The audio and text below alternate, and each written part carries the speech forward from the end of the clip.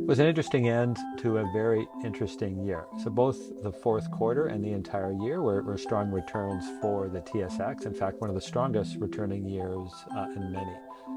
And with financials and energy both doing well, that's very supportive of the Canadian market. And within CI's Canadian Dividend Fund, we were very active this year. So to really speak to the higher level changes, we started the year with a significant exposure to cyclicals, including energy. And we did shift mid-year, becoming a little more quality and defensive oriented.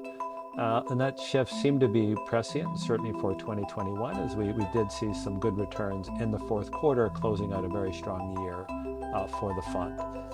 So how does this look for 2022? Well, inflation is a big part of the conversation. Has it peaked? We would suggest, yeah, we're likely have seen the peak, given the disruptions in supply chains start to ease. Some of that spending power that was put in consumer wallets is going to start to roll over, though inflation does likely run higher than it had pre-COVID.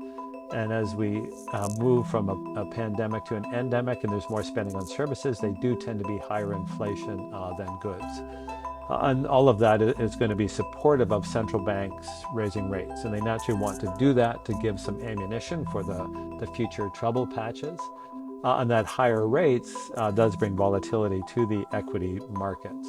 So it's very important to pick your spots. It's an opportunity for active management for sure, but even with the dividend fund at the higher level, to reinvest that income can certainly smooth out the ride. And within the fund, we do look at total return of each investee company, so the pricing power within the business is a critical element. So we are going to be mindful of engaging with companies that can navigate an inflationary environment. So we shouldn't expect the kind of returns we did see in 2021, but there's certainly there'll be opportunities as we move, and higher rates only infers a strong economy, and that's a great backdrop. So Happy New Year and all the best for 2022.